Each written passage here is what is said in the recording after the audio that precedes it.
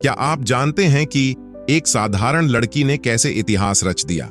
उसके दिल में प्रभु का विश्वास था, जो बना उसका सबसे बड़ा सहारा। संकट के समय में भी वह न डरी, न झुकी, बल्कि डटकर मुकाबला किया। रानी एस्थेर की कहानी साहस और प्रेम का अनमोल संदेश देती है। यह गाथा हर दिल को प्रभु के और करीब लाएगी। इसे सुनिए और कमेंट में आमीन कहकर इस जीत को अपने जीवन में भी उतारिए। किसी प्राचीन साम्राज्य में एक विशाल शहर था जिसे सुसा कहा जाता था।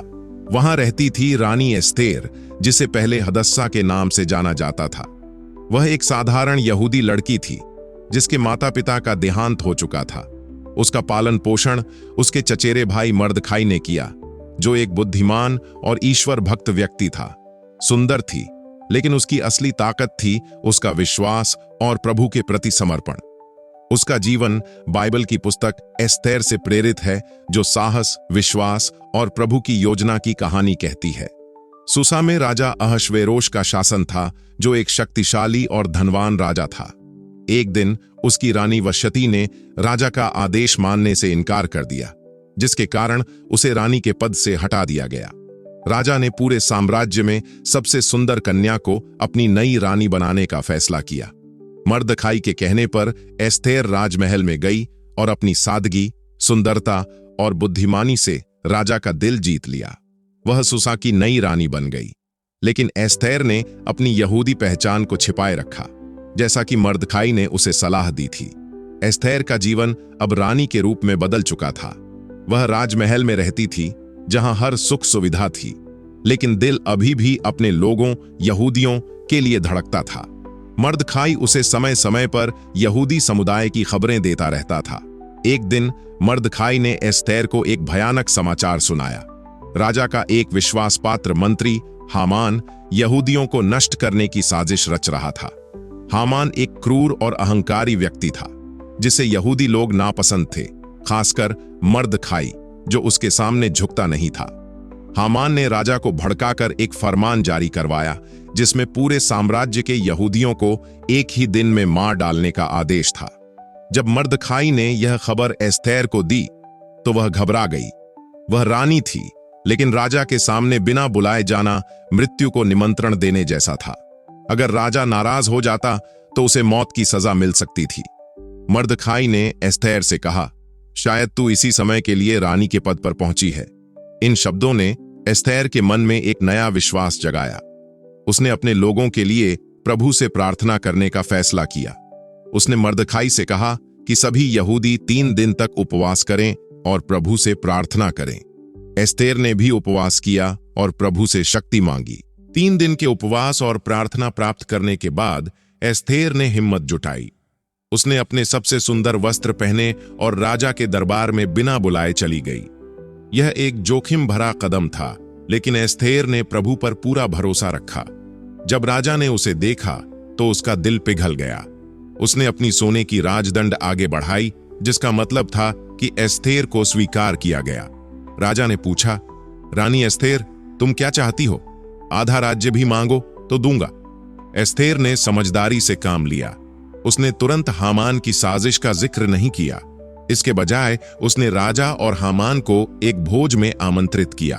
भोज के दौरान एस्थेर ने फिर से राजा और हामान को अगले दिन के भोज में बुलाया।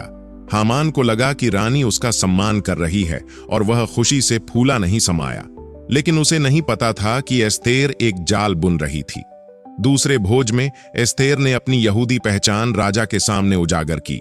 उसने कहा, हे राजा, मेरे लोगों को मारने का फरमान जारी हुआ है।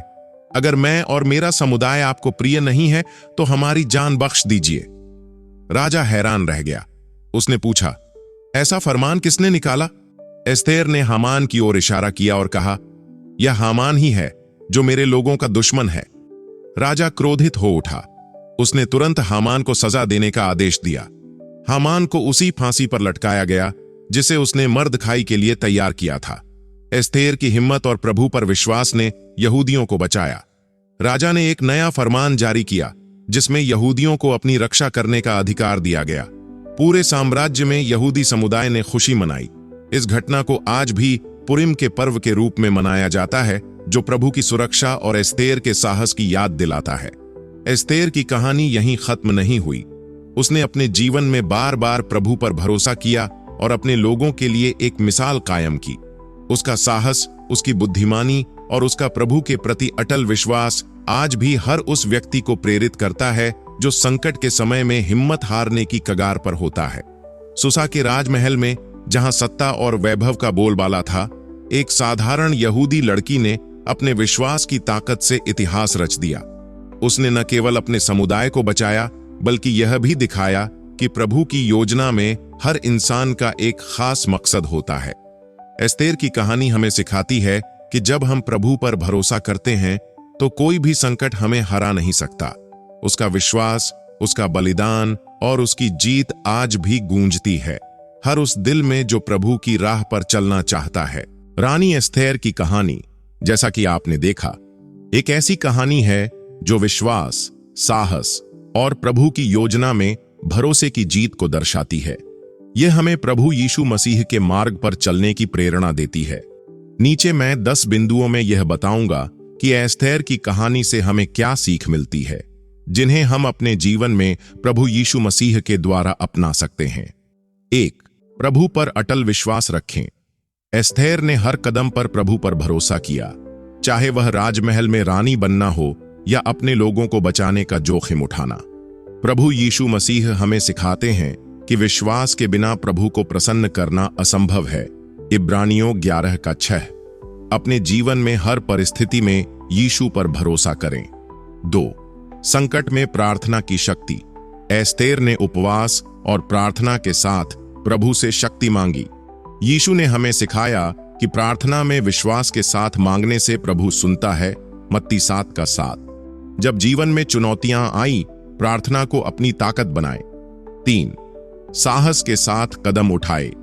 एस्तेर ने मृत्यु के जोखिम के बावजूद राजा के सामने जाने का साहस दिखाया। यीशु मसीह हमें कहते हैं, मत डरो, केवल विश्वास करो। मरकुस 5:36।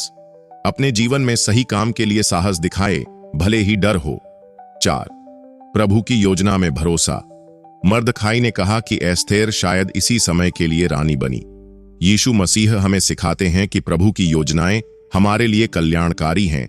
यिर्मयाह 29:11। अपने जीवन में प्रभु की योजना पर भरोसा रखें, भले ही वह तुरंत समझ न आए। 5. बुद्धिमानी से कार्य करें। एस्तेर ने हामान को उजागर करने के लिए समझदारी से भोज का आयोजन किया। यीशु ने हमें सिखाया कि हमें सांप की तरह चतुर और कबूतर की तरह नम्र होना चाहिए। मत्ती 10:16। जीवन में फैसले लेते समय बुद्धिमानी और धैर्य का उपयोग करें। 6. अपने समुदाय के लिए बलिदान। एस्तेर ने अपने लोगों के लिए अपनी जान जोखिम में डाली। यीशु मसीह ने हमें दूसरों के लिए प्रेम और बलिदान का उदाहरण दिया। यूहन्ना 15:13। अपने परिवार, समुदाय और जरूरतमंदों के लिए प्रेम और सेवा का जीवन जी। 7. विनम्रता का महत्व। एस्तर ने अपनी यहूदी पहचान को शुरू में छिपाया और विनम्रता से कार्य किया। यीशु हमें सिखाते हैं कि जो अपने आप को छोटा करता है वह ऊंचा किया जाएगा। लूका 14:11। जीवन में विनम्रता और नम्रता को अपनाएं। 8. न्याय के लिए खड़े हों। एस्तेर ने हामान के अन्याय के खिलाफ आवाज उठाई। यीशु ने हमें सिखाया कि धन्य हैं वे जो धार्मिकता के लिए भूखे और प्यासे हैं। मत्ती 5:6। अपने जीवन में अन्याय के खिलाफ सत्य और धार्मिकता के लिए खड़े हों। 9. प्रभु की सुरक्षा पर विश्वास। एस्तेर और यहूदी समुदाय को प्रभु ने बचाया। यीशु हमें आश्वासन देते हैं कि प्रभु हमारा चरवाहा है जो हमें हर संकट से बचाता है। भजन संहिता 23।